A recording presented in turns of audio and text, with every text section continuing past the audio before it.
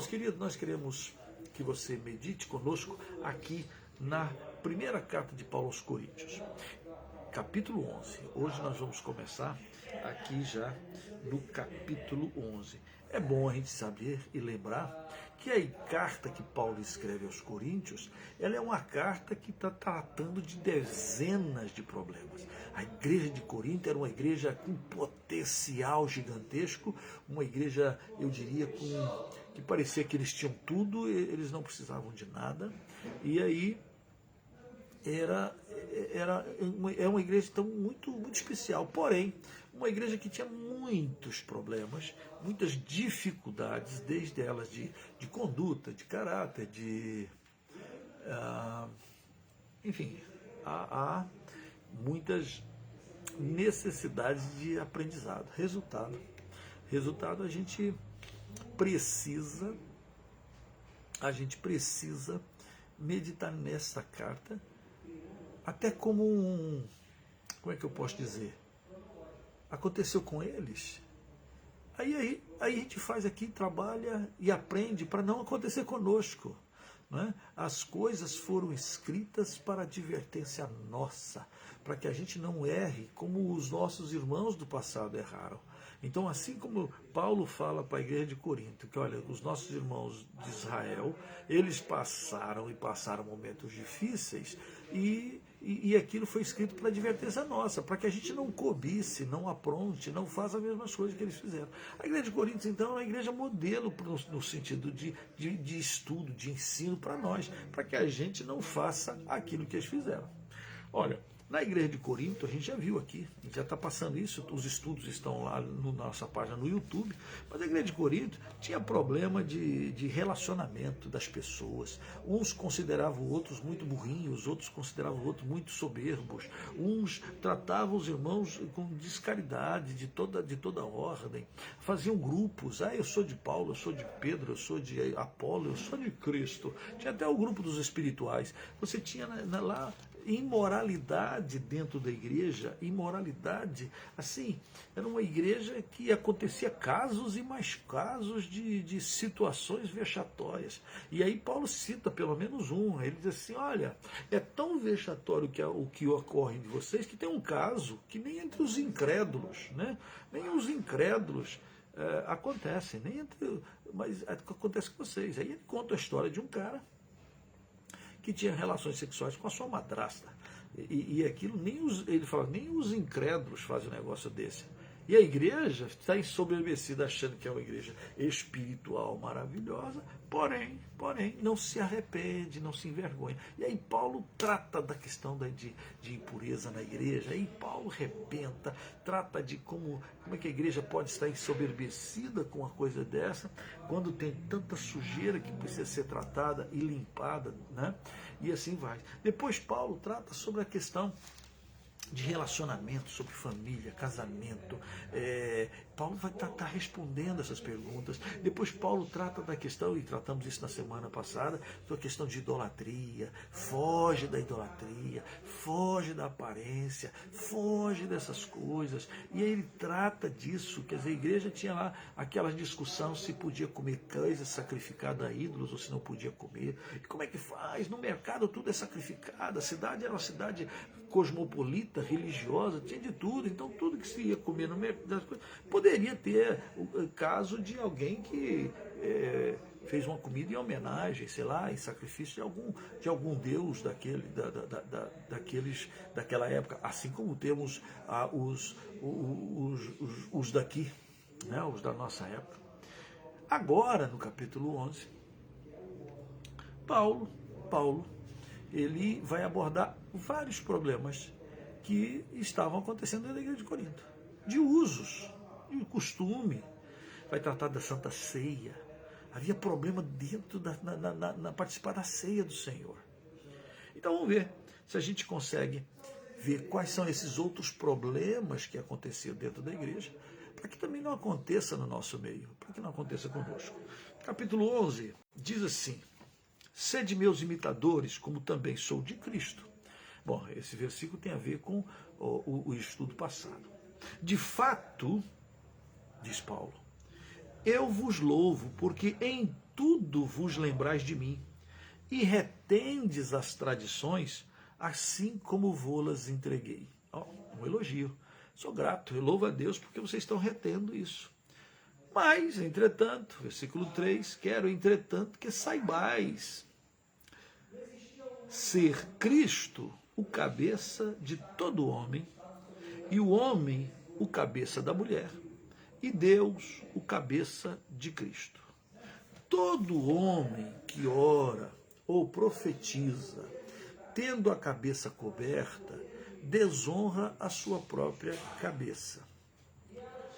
Toda mulher, porém, que ora ou profetiza com a cabeça sem véu, desonra a sua própria cabeça, porque é como se a tivesse rapada. Portanto, se a mulher não usa véu, nesse caso, que rape o cabelo. Mas se lhe é vergonhoso tosquiar-se ou rapar-se, cumpre-lhe usar o véu. Porque, na verdade, o homem não deve cobrir a cabeça, por ser ele a imagem e a glória de Deus, mas a mulher é a glória do homem. Porque o homem não foi feito da mulher, e sim a mulher do homem. Porque também o homem não foi criado por causa da mulher, e sim a mulher por causa do homem. Portanto, deve a mulher, por causa dos anjos, trazer véu na cabeça como sinal de autoridade. No Senhor, todavia, nem a mulher é independente do homem, nem o homem independente da mulher. Porque como provém a mulher do homem, assim também o homem é nascido de mulher. Tudo vem de Deus. Julgai entre vós mesmos. É próprio que a mulher ore a Deus sem trazer véu? Ou não vos ensina a própria natureza ser desonroso para o homem usar cabelo comprido? E que, tratando-se de mulher, é para ela uma glória, pois o cabelo lhe foi dado em lugar de mantilha, de véu.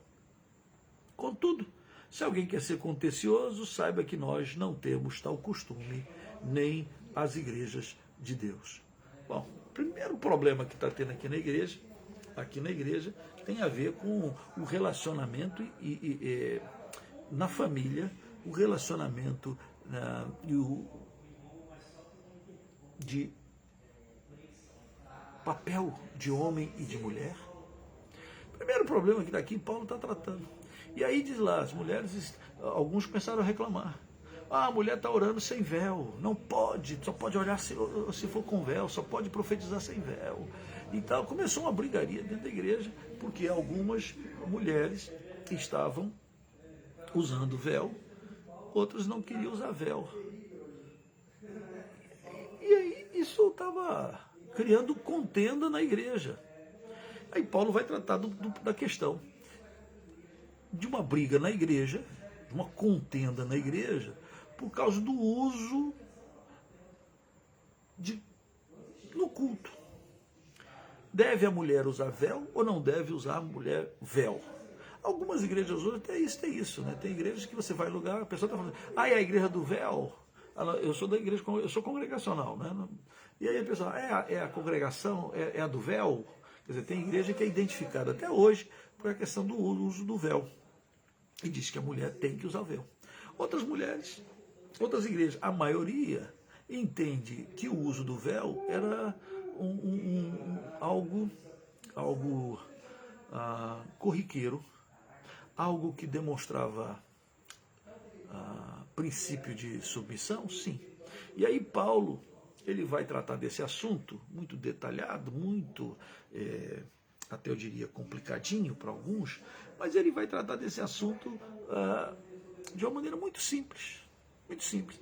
Ele termina, e aí eu quero tratar do assunto do princípio para o final, ou melhor, do final para o princípio.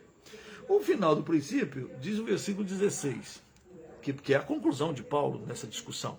Ele diz, contudo, se alguém quer ser contencioso, saiba que não temos tal costume, nem as igrejas de Deus. Não tem costume. Qual é o costume que as igrejas não têm? De ser contencioso. De nós ficarmos, vamos brigar por isso. Vamos brigar por isso? É isso mesmo? Nós vamos brigar por isso? Não vamos brigar por isso. Não vamos brigar por isso. Segundo, olha que coisa interessante. naquela época, versículo 14, ora, não vos ensina a própria natureza ser desonroso para o homem usar cabelo comprido? De que natureza que ele está falando que era desonroso ao homem usar cabelo comprido? De que natureza Paulo está falando? Bom, judaica não pode ser. E Paulo era judeu. Você pega o Antigo Testamento, Sansão, a força nos seus cabelos, não podia ser cortado. Samuel, o grande profeta, Samuel era nazireu, e o nazireu era aquele cara que era consagrado não cortar o cabelo. Então na cultura judaica o pessoal era cabeludo, o homem era cabeludo, o homem era barbudo.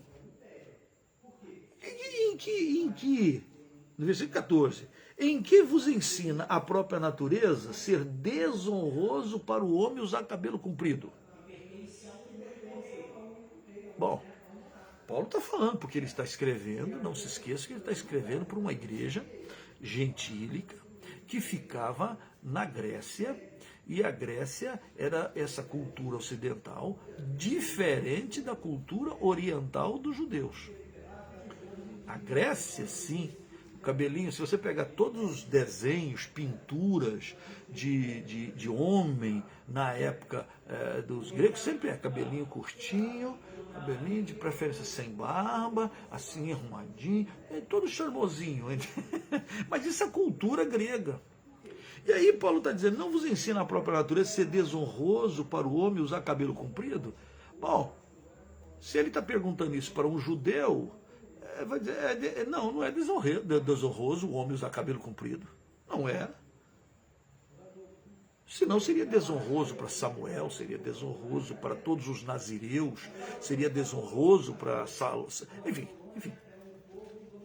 Ter cabelo grande era para o judeu daquela época. Não tinha nada de desonroso. Mas para o gentil, para o grego, era assim, não era coisa de homem, não era roupa de homem. Assim como também, se você pegar lá, ó, versículo 15, em que, se tratando-se de mulher, é para ela glória. O que é para ela uma glória? Ter cabelo comprido.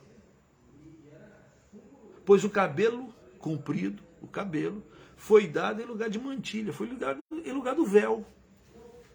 Então algumas pessoas estavam discutindo se podia usar véu ou se não podia usar véu, se devia ou se não devia. Bom, Paulo levanta a questão,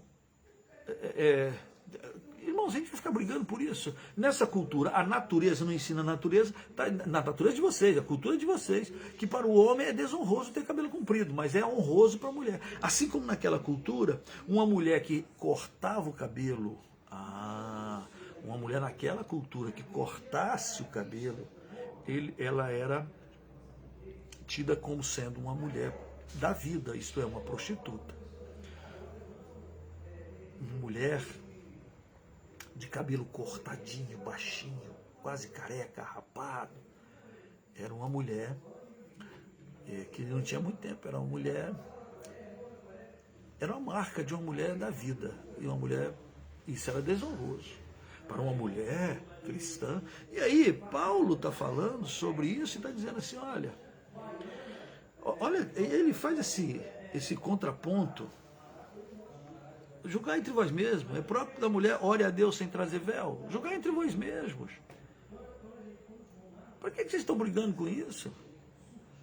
Se o cabelo foi dado por mantilha, se não tem, vem comigo, olha só. Olha lá. Cadê? Olha o versículo 10. Paulo faz uma conclusão. Paulo diz assim, portanto, deve a mulher, por causa dos anjos, trazer véu na cabeça, como sinal de autoridade. Por que Paulo está falando isso? Por causa dos versículos anteriores. Olha lá. Toda mulher, versículo 5. Toda mulher que ora ou profetiza com a cabeça sem véu, desonra a sua própria cabeça, porque é como se a tivesse rapada. Espera lá. Vamos devagar então aqui, vem. Toda mulher, porém, que ora ou profetiza com a cabeça sem véu, desonra a sua própria cabeça, porque é como se a tivesse rapada.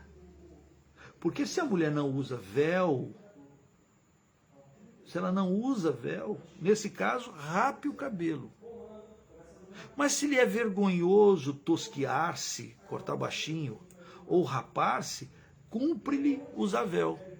Tá, era vergonhoso rapar o cabelo. E aí o véu? Gente, que coisa mais cultural da época que invadia a igreja. Que invadia a igreja. Aí você me pergunta hoje, é vergonhoso para a mulher cortar cabelo? Hoje, na nossa sociedade, é marca de que ela é prostituta? É marca de que ela é uma mulher sem vergonha? Ela é marca disso?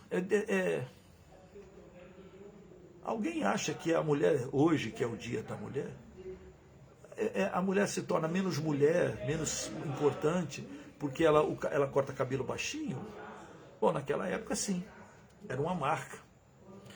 Então, às vezes, tem certos cortes que identificam certos tipos de pessoas. E aí eu digo, se você não quer ser identificado com aquele grupo de pessoas, você não deve cortar o jeito que eles cortam. Aqui, o rapar-se tem a ver com isso. O rapar tem a ver com isso. E aí, a igreja começou essa discussão e essa brincadeira toda. E até hoje algumas pessoas continuam brigando e separando. Não, tem que usar o véu. Por que tem que usar o véu? Bom, quais são as razões para usar o véu? Paulo vai dar algumas.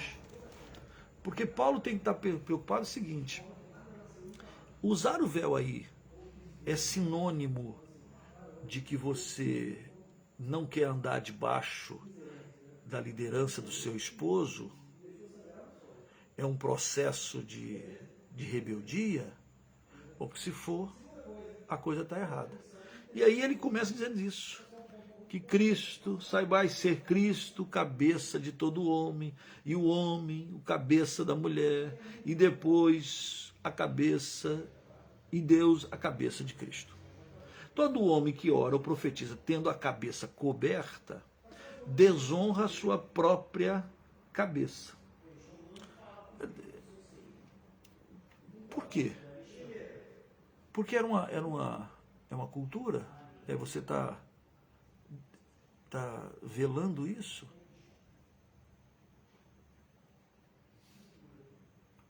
Toda mulher, porém, que ora e profetiza com a cabeça sem véu, desonra a sua própria cabeça, porque é como se a tivesse rapada.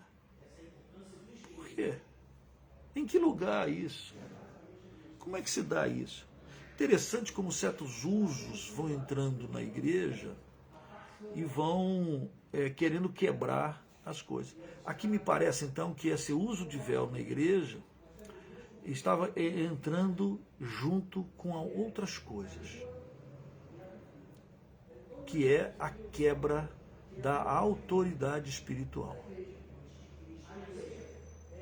A quebra da autoridade espiritual. Do marido, autoridade espiritual sobre a sua casa. Da mulher, sua autoridade na sua casa. Da igreja de Cristo como autoridade sobre a vida de cada um. De cada homem, de cada pai.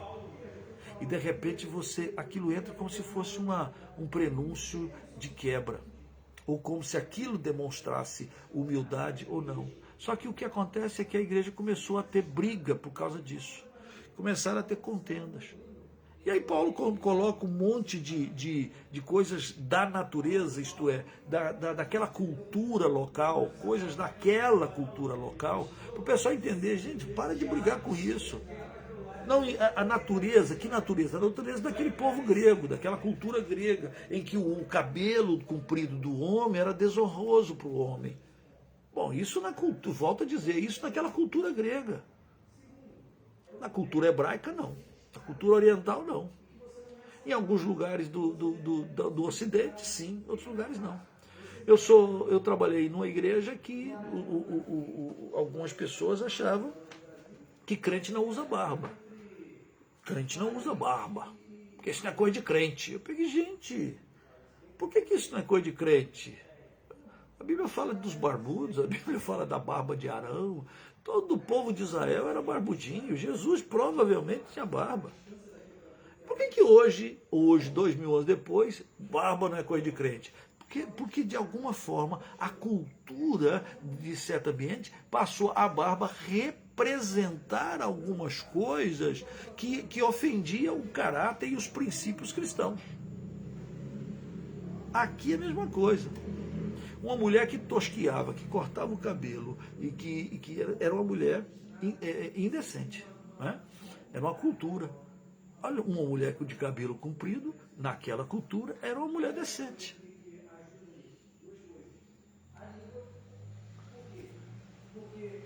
Se eu não uso, se não é indecente, por que eu tenho que usar? E por que eu não tenho que usar? E aí é fantástico que quando Paulo, no capítulo 15, termina, ele vai dizer assim, versículo 15 termina, tratando-se da mulher para ela uma glória, pois o cabelo lhe foi dado em lugar de mantilha. Olha, se o cabelo foi dado em lugar de véu, a mulher usa o véu. Qual é o problema? Usa o cabelo é símbolo do véu. Contudo, se alguém quer ser contencioso, saiba que não temos tal costume, nem as igrejas de Deus. Qual é o costume? O costume da gente não ficar brigando por isso. Que besteira! Porque na cultura do fulano tal, da igreja tal, daquele estado tal, as mulheres andam com com isso e aquilo outro. Tá bom, naquela cultura. Isso é indecente, é imoral. Isso está negando a autoridade do familiar, a autoridade de Cristo, a autoridade da igreja, a autoridade de Deus. Está negando, está incentivando rebeldia. Não. Qual é o problema? E isso limita e eu não posso orar? É claro que esse problema, e eu estou passando muito rápido, não é tão simples. Se bem que a maioria das igrejas evangélicas de hoje não ligam para esse costume. Pelo contrário, vão entender que é uma questão cultural, que é uma questão do momento. Por isso que diz o texto, não vos ensina a própria natureza, ser desonroso para o homem usar o cabelo comprido. Pô, naquela natureza, o que é natureza e própria natureza? A natureza da cultura grega, só pode ser isso. Porque não pode ser a cultura judaica, já falei isso 3 vezes. Né? Então ele está falando de costumes ali. E principalmente esses costumes não podem produzir contenda na igreja. Alguns vão dizer que o versículo 16 diz que se alguém quer ser contencioso, sabe que nós não temos tal costume. Aí alguns dizem assim, tá vendo? Nós não temos tal costume de usar o véu. Bom, Paulo não está falando isso aqui não. Aqui Paulo está falando, nós não temos costume de ficar brigando, principalmente por umas coisas que não têm o menor sentido. Eu reconheço a autoridade de Cristo, eu reconheço a autoridade do pai, eu reconheço a autoridade do meu esposo, eu reconheço a autoridade da minha esposa. Aí algumas pessoas falam assim, olha, já se viu, porque aí criou exatamente uma briga entre homem e mulher. E aí é interessante como Paulo vem falando. Paulo começa a dizer assim, porque versículo 8, porque...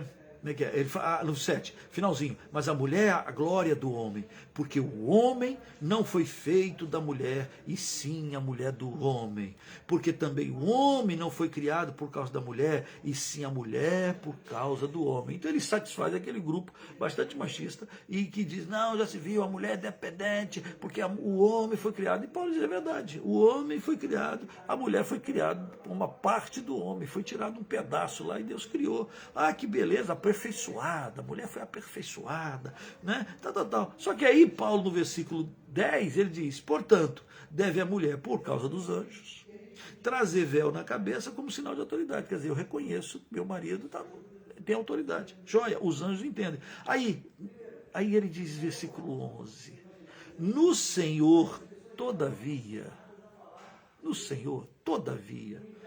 nem a mulher é independente do homem, nem o homem é independente da mulher. Puxa vida, como Paulo aqui é fantástico. Porque, como provém a mulher do homem, lá em Adão, assim também o homem é nascido da mulher. E tudo vem de Deus. Né? Em outras palavras, a mulher, Adão foi criado primeiro, depois Deus faz cair Adão um pesado sono, e aí então Deus faz a mulher. Ok, então aí diz, não, o homem é primeiro. O homem é primeiro, mas não é independente. O homem veio primeiro, mas não é independente. Pelo contrário, todos os homens também vêm de mulher. Todos os homens vêm de mulher. Todos. Então Paulo vai dizer, olha, convém, presta atenção. Vocês estão achando que e aí querem ficar brigando por essas coisas? Olha só, ninguém é independente. Nem o homem é independente da mulher, nem a mulher é independente do homem. Porque como provém a mulher do homem, assim também o homem é nascido da mulher, e tudo vem de Deus. Julgar entre vós é próprio que a mulher ore. Julgar entre vós. É próprio que a mulher ore a Deus sem trazer o véu? Julguem vocês. O que vocês acham? É próprio? Isso afeta? Isso está mudando e atacando a sua autoridade? Está dizendo que você é mais importante ou menos importante? Está dizendo que você é independente? E julga entre vós. Vocês não percebem que até a própria natureza é desonroso para o homem usar cabelo comprido? Qual a natureza grega. É desonroso para a mulher, aí para a mulher o cabelo comprido é uma glória. Uma glória, talvez, naquela cultura também. Agora, na cultura nossa hoje, em que é desonroso para uma mulher cortar cabelo curto? Ela, por acaso, andando na rua, alguém chama ela de prostituta? Não, tem nada a ver, não é? Então não é desonroso, isso não muda em nada. E aí Paulo termina. Ficar brigando não é o costume das nossas igrejas. Brigar por isso, e por causa disso vocês afastam as mulheres de orar, impedem as mulheres de falar. Besterol. E aí, versículo 17 diz, nisto não, porém, não que vos prescrevo, não vos louvo. Eu louvo porque vocês guardam algumas coisas, mas não louvo mais. Versículo 17, porquanto vos ajuntais não para melhor, e sim para pior. Vocês se ajuntam, em vez de ser para melhorar, vocês se ajuntam para criticar um ao outro. Você não pode falar. Por que não pode falar? Porque você está sem véu. Por que eu não tenho véu? Não. Aí começa a discussão. Em vez de orar, em vez de buscar o Senhor, em vez de um cuidar do outro, em vez de um honrar o outro. Tá bom, mas a mulher vem do homem, o homem vem da mulher. E Jesus vem de mulher. E todos nós viemos das mulheres. Ué, que besterol. Que besterol. E aí Paulo diz, eu não vos louvo vocês por isso, em vez de se reunir para vos ajuntar para melhor, versículo 17. Sim, vocês se reúnem para pior. Já pensou um negócio desse? A igreja de Corinto, Paulo está dizendo que aquela igreja de Corinto, eles se reuniam para fazer um culto. E quando você faz um culto a Deus, se encontram, os irmãos se encontram, ele é um culto para a gente melhorar. Mas eles se encontravam para piorar. Já foi em alguma igreja assim? Já se sentiu assim? Que você vai e em vez de você ser abençoado, em vez de você ser ensinado, em vez de você ser amado, em vez de você amar, em vez de você suportar, em vez de, porque na igreja é dar e receber. Em vez de você desenvolver isso, você se reúne para ficar um ferindo o outro. Aí você vai na igreja, aí fica lá um fazendo comentáriozinho do outro. Você viu o tamanho do cabelo dela? Cortou aí. Você viu o tamanho? Nem usou véu. Ai que mulher, ai que homem, ai que não sei o que lá. Você viu isso aqui? Olha lá, olha lá, olha lá, olha lá. E aí cada um fica falando mal do outro. Em vez de se reunir para bem, Paulo está dizendo que a igreja estava se reunindo para piorar. Meu Deus! Porque antes de tudo estou informado a haver divisões entre vós. Quando vos reuni na igreja, eu em parte creio, porque até mesmo importa que haja partidos entre vós, para que também os aprovados se tornem conhecidos em vosso meio. Olha que coisa. Paulo está usando que a igreja, por causa do véu, por causa de muitas outras coisinhas, eles se reuniam, mas era para pior. E Paulo disse, isso eu não vos louvo. Eu não vos louvo por isso. Tem divisões na igreja. Já no capítulo 3 ele fala dos caras que eu sou de Paulo, eu sou de eu sou de Cefas, eu sou de Apolo, enfim, ele já fala disso, que havia divisão na igreja. Já tinha aquele grupo que se achava mais inteligente, mais superior, mais sábio. Não, eu sei essas coisas. E tinha os outros que são mais fraquinhos na fé. Então havia divisões disso. E Paulo está falando, isso eu acredito mesmo. Já pensou e você se reúne para isso? Eu sei da história de uma igreja congregacional, para não falar mal de nenhuma outra, que tinha dois presbíteros na igreja. A igreja tinha a ala do banco da esquerda, da direita, e tinha a ala do banco da esquerda. E aí o presbítero A vinha e sentava no banco da direita. Aí todo mundo que era a favor daquele presbítero sentava do lado direito. E aí vinha um outro presbítero e sentava no banco lá na frente, no lado esquerdo. Todo mundo que era a favor daquele presbítero sentava do lado esquerdo. Então a igreja se reunia e era uma igreja dividida, duas igrejas, e os irmãos, de certa forma, se degladiavam. Gente, é uma igreja de Coríntio. É uma igreja para isso. E Paulo está dizendo, eu não posso louvar vocês. Vocês, em vez de reunir para crescer, para desenvolver, vocês estão achando pulga, vocês estão achando chifre e cavalo, vocês estão arrumando motivo para ficar se magoando, se ofendendo. Interessante e aí Paulo nos ajuda, né? Porque a gente fica pensando assim, a gente fica pensando que a igreja se reúne. E aí você fica pensando que na igreja não pode ter dificuldades. Paulo diz que até as contendas, os desencontros, os choques, né, até as divisões, Paulo diz que tem a sua importância. Que coisa, até isso na igreja. Para que uma divisões tem? Apesar de ser uma vergonha. Para quê? Paulo diz aqui, ó, versículo 19, porque até mesmo importa que haja partido entre vós, para que também os aprovados se tornem conhecidos em vosso meio. Por quem são os aprovados? Aqueles que superam, aqueles que conseguem perdoar, aqueles que conseguem amar, aqueles que cuidam dos outros, aqueles que não se deixam levar e para pior, né? São aprovados. Quando, pois, vos reunir no mesmo lugar, não é a ceia do Senhor que comeis. Agora Paulo está vendo.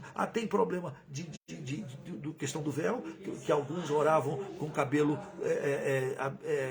cortado ou não cortado, e aí pronto. E aí o pessoal não queria ouvir, só ouvia se fosse a mulher tivesse com véu, ou o contrário, e aí a briga na igreja.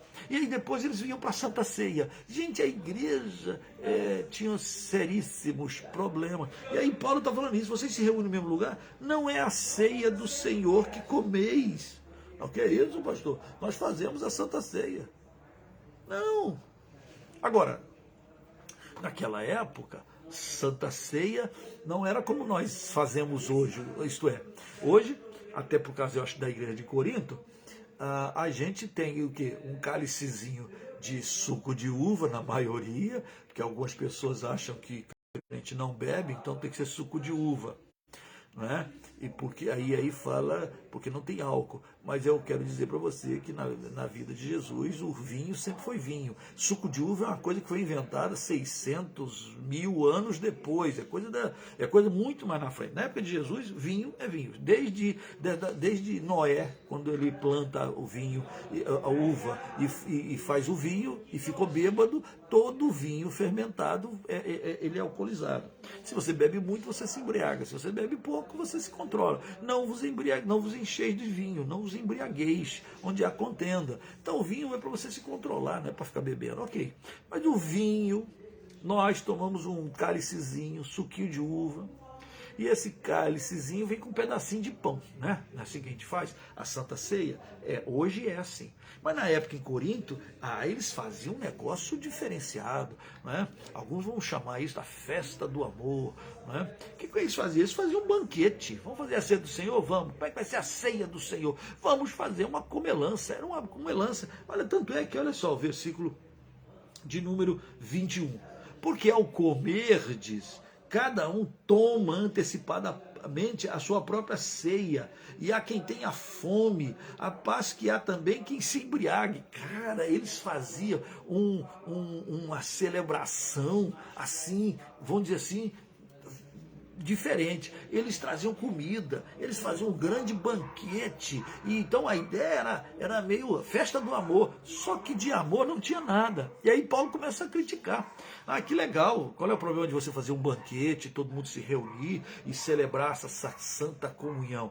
E aí o problema é que, diz Paulo, uns comem muito e outros passam fome. Quer dizer, você já viu fila de retiro de igreja? Às vezes, tem aqueles irmãozinhos que eles vão primeiro na fila, são os primeiros da fila.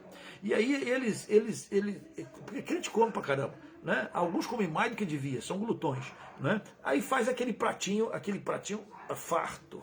E ele pensa, eu acho que ele pensa assim, eu vou encher porque talvez não vai sobrar para eu repetir. Ele enche o prato. E aí ele vai embora. Resultado, quem fica lá no rabo da fila, né? Quem vai chegar no final, de repente já pega o negócio meio rapando. Por quê? Porque teve alguns que exageraram. Por isso que a gente, quando faz fila, a gente bota a gente para servir. Não, só pode pegar um pedaço, só pode não sei o que lá. Quando sobrar, depois pegar mais. Tenta organizar aquela bagunça. Pois era a mesma coisa.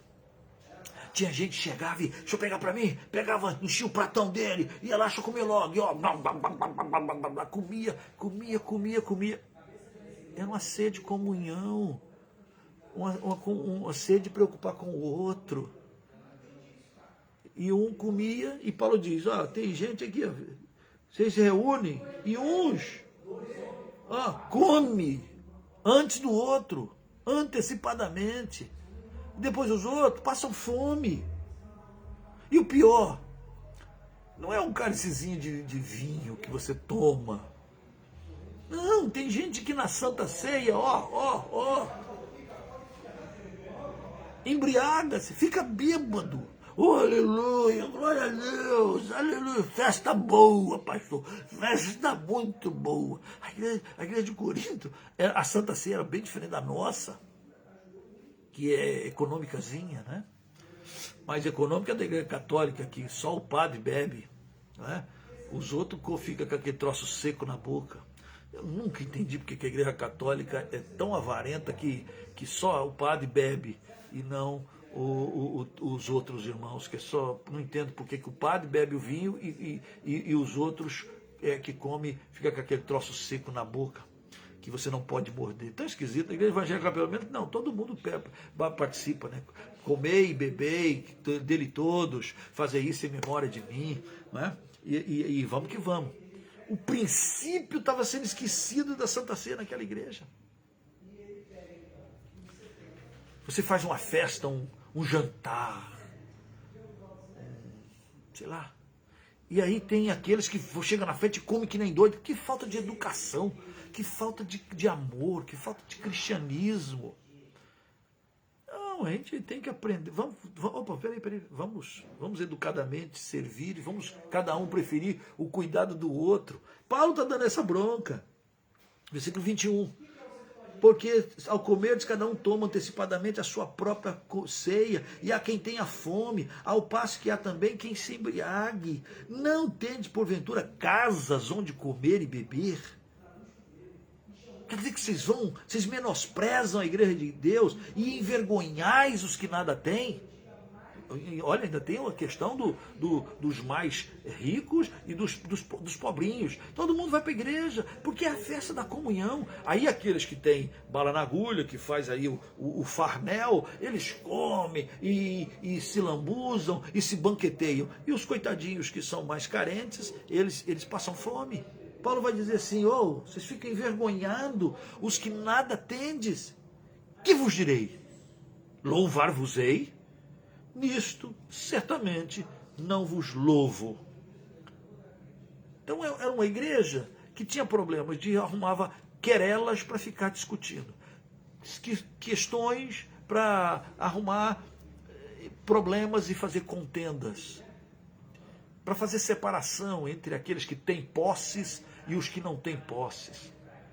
Fazer separação entre aqueles que são mais fortes e pegam a comida primeiro, e aqueles que ficam coitadinhos, deixando lá para trás, os final lá tal. Aqueles que têm muito e os que não têm nada. A igreja era um abismo. A igreja é um abismo de separação.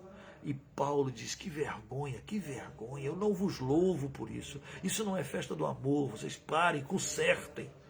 Ah, pastor, quer dizer que não podemos fazer o jantar? Não, pode, mas faça direito, faça com organização, faça em consideração, faça cuidando um do outro, respeitando o outro. Vamos considerar o outro primeiro, uma parte mais fraca, vamos à frente.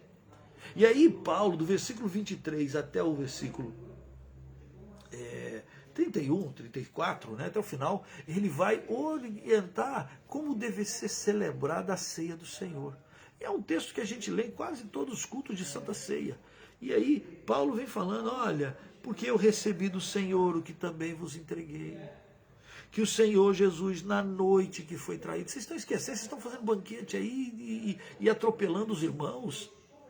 Ele foi traído, tomou o pão, deu graças, partiu e disse, isto é meu corpo, que é dado por vós, fazer isso em memória de mim. Isso é para comer, mas não é para comer que nem quem está morrendo de fome, não é para comer para quem quer, não, você tem que pensar que é meu corpo, o pão que desceu do céu, o verdadeiro pão, não é o maná que desceu da terra, é o verdadeiro verbo, é a palavra que desceu do céu, é alimentar da palavra, é alimentar de Jesus. Santa Ceia é para você dizer, eu quero pão, eu quero Jesus, eu quero palavra, eu quero verbo, eu quero ouvir a voz de Jesus, eu quero ouvir a sua palavra, eu quero que ele tome meu coração e me encha, eu sou o pão, fazer isso em memória de mim, eu estou presente.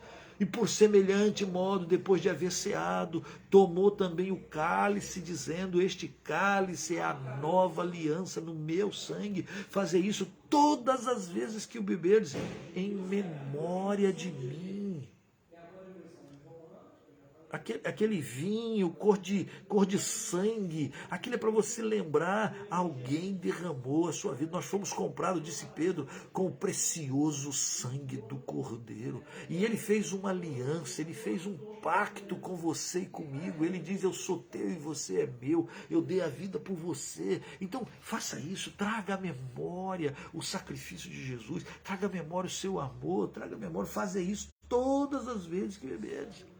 Porque todas as vezes que comerdes este pão e beberdes o cálice, anunciais a morte do Senhor até que ele venha. Até isso, nós estamos fazendo isso até hoje. Até hoje a gente celebra, até hoje a gente participa. E aí Paulo dá uma palavra dura e diz assim, por isso, aquele que comer o pão ou beber o cálice, indignamente será réu do corpo e do sangue. O que ele está dizendo é que aquela igreja, da maneira como fazia, desprezando o outro, atropelando o outro, desprezando o amado, o irmão mais fraco ou o irmão mais pobre, não esperando o outro, não reconhecendo a presença, e alguns se embriagando. Era um desprezo, era participar indignamente. Versículo 27, por isso aquele que comer o pão ou beber o cálice do Senhor indignamente será réu, será condenado, réu do corpo, réu do sangue do Senhor. E aí ele diz, examine-se, é aqui que a gente para. Como é que eu participo indignamente? É quando eu não levo a sério o que significou o morrer, o derramar do sangue, o partir do seu corpo, o seu sofrimento. Eu não levo isso a sério, eu não me alimento disso e eu não trago a memória para eu viver uma vida cristã dignamente. E eu uso daquilo como um folguedo, como festa qualquer, sem eu levar em consideração. Aquela igreja estava acabando de usar de algo santo, a Santa Ceia, para cometer pecados, né? Para separar, para contender. Os irmãos se reuniam, não para crescer, a Santa Ceia é para crescer. E olha o que ele mais vai falando, porque ele está dando uma bronca tremenda na igreja. Examine-se, pois, o homem a si mesmo, e assim coma do pão, e come e beba do cálice. Pois quem come e bebe sem discernir o corpo, come e bebe juízo para si. Por isso que nós, quando celebramos a ceia, a gente diz, essa é do Senhor. Quem é crente, quem é batizado, quem está em plena comunhão, quem está entendendo o que é o corpo, o pão e o vinho, quem está entendendo isso, participa. Quem está discernindo, quem está pedindo perdão, quem está se arrependendo, quem está chorando, pode participar. Agora, quem está brincando de ser crente, quem está saindo daqui e continua na esbórnia, quem está achando que pode desprezar o outro e viver na imoralidade, está comendo e bebendo juízo, condenação para si. Tanto é que em versículo 30, olha que coisa, há um castigo físico, de certa forma, sobre aqueles que estão brincando com a Santa Ceia, como se fosse um cultinho qualquer. Versículo 30. Eis a razão, porque há entre vós muitos fracos, doentes e não poucos que dormem. Poucos que dormem não é aquele sonozinho, não. Esse dormir aqui é a maneira de Paulo dizer, tem gente que já morreu, tem gente que morre. Tem gente que está brincando com o nome de Deus. Tem gente que está brincando com o nome de Jesus. Tem gente que está ofendendo a sua santa palavra. Tem gente que está na prática da sua vida desprezando a vida da palavra. Tem gente que não está mais tendo temor do Senhor. Tem gente, quando você lê Atos dos Apóstolos, quando você vê a Bíblia aqui, e essa bronca que Paulo está dando, ele está dizendo, vocês estão perdendo o temor. Vocês estão perdendo o temor. Quando Ananias e Safira levam uma oferta mentirosa, a Bíblia diz lá que Pedro vai dizer, por que você permitiu que Satanás enchesse teu coração, Ananias? E Ananias tem um ataque fulminante e ele morre. E a esposa, quando chega logo depois, Pedro pergunta para ver que ela não sabia da história, mas ela confirma a história, e ela fala assim, olha, tá ali os jovens que acabaram de sepultar seu marido, vão te levar também, e a mulher, morre. Meu Deus, em Atos dos Apóstolos diz que por causa disso houve temor na igreja. Nós estamos vivendo uma época que as pessoas estão perdendo o temor. Temor. Horrível coisa é cair na mão do Deus vivo. Não é? Horrível coisa. As pessoas estão perdendo a presença e o respeito. Aqueles irmãos de Corinto, ao participar da ceia, estavam perdendo o respeito. E aí Paulo vai dizer, eis a razão. Porque há entre muitos nessa igreja que é fraco. Fraco. Há muitos nessa igreja que são doentes. E ele não está falando de doenças espirituais, psicossomáticas. Ele está falando de tudo. Consequências que vêm sobre aquele que vive a vida vivendo uma hipocrisia, sem levar em consideração. Eu participei da Santa Ceia, agora já me limpei, então agora eu já posso pecar de novo. Vai para o inferno. E aí, Paulo, essa é a razão, porque há fracos, doentes e que poucos demoram. Porque se nós não julgássemos a nós mesmos, nós não seríamos julgados. A Santa Ceia é um momento em que você se autoexamina, se autojulga. Você sabe? É aquele momento que você diz assim, Senhor, sonda-me, vê se há em mim algum caminho mau. E aí o Espírito te sonda, e o Espírito diz, isso não está bom, e você diz, não está bom, Senhor, não está bom. O Espírito está dizendo que não está bom, me perdoa, eu me julgo, isto é, eu me avalio, e eu chego diante de Deus e digo, Senhor, pecador, eu preciso do Senhor. E Paulo está dizendo, esse é o momento para isso, para lavar as pontas, disse Jesus, para lavar os pés, para você tirar aquilo que está te atrapalhando. Se nós nos julgássemos a nós mesmos, nós não seríamos julgados. Mas quando julgados, somos disciplinados pelo Senhor, para não sermos condenados com o mundo. Assim, pois, meus irmãos, quando vos reunis para comer, esperai uns pelos outros. Se alguém tem fome, come em casa. a fim de não vos reunidos para juízo. Quando os demais coisas, eu vos ordenarei quando for ter convosco. Ainda tinha mais coisa ainda. Paulo está organizando, ordenando, para que a igreja não perdesse de vista a presença santa do Senhor no meio dela. A igreja estava perdendo isso nas contendas, nas vaidades, na soberba. E ao perder isso, eis a razão, porque há doentes e fracos, se não poucos que dormem. Agora, eu gosto de ler esse versículo também de uma maneira invertida. Ora as bolas, se eu como e bebo sem discernir, eu como juízo para mim mesmo, diz o texto. E eis a razão, porque há doentes e fracos. E se eu tomar consciente, e se eu entender, e se eu celebrar o sacrifício de Jesus, se eu me render, se eu confessar, se eu me examinar, se eu perceber o quanto o Senhor é bom ao fazer tudo isso por mim, eu participo da mesa dignamente, não é? É isso. E se você participa com dignidade, é justo você pensar também, ora as bolas, enquanto o indigno recebe doença, fraqueza e até morte, se eu participo com dignidade, eu recebo força, eu recebo vida, eu recebo saúde. Santa Ceia é um lugar em que o Senhor também faz restauração, restauração de vida, restauração de esperança. Pecador, mas lavado pelo sangue. Alguém que se manchou, mas foi perdoado. Alguém que estava desanimado, mas agora foi reativado. Estava fraco, mas agora o Senhor me renovou. Estava doente, mas o Senhor me curou. Santa Ceia é um momento especial. Vá para a próxima vez que a tua igreja tiver um culto de Santa Ceia. Vá como quem quer buscar e ter, receber a vida, a força, receber a graça, receber a bênção do Senhor.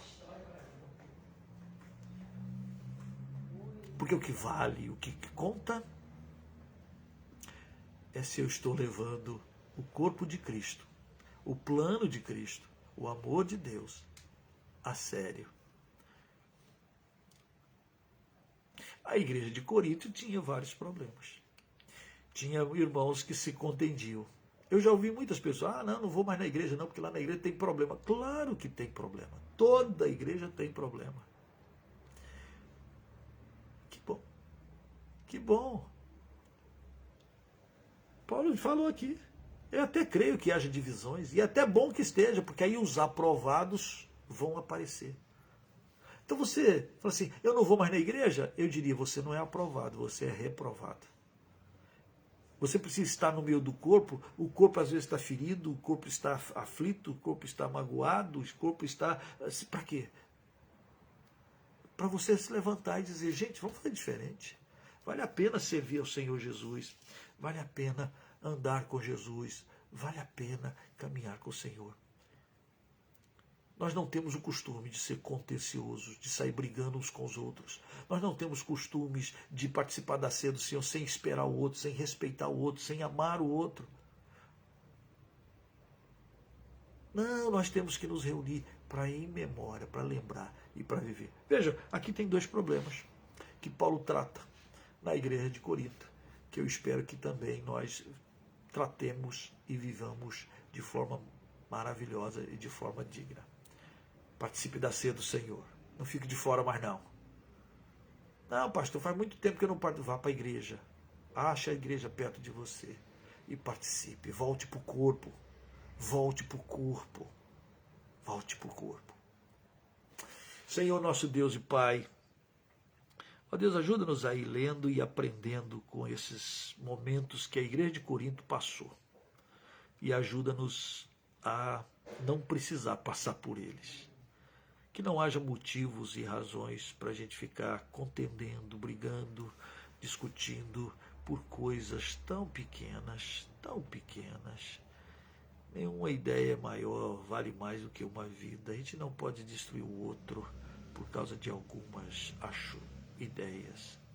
Ó Deus, ajuda-nos a viver de modo digno do Teu Evangelho. Ajuda-nos a viver de modo digno do amor da Tua Palavra. Ajuda-nos a viver celebrando a ceia do Senhor. Ajuda-nos a dizer ao mundo que o Senhor veio, que o Senhor vive e que o Senhor voltará.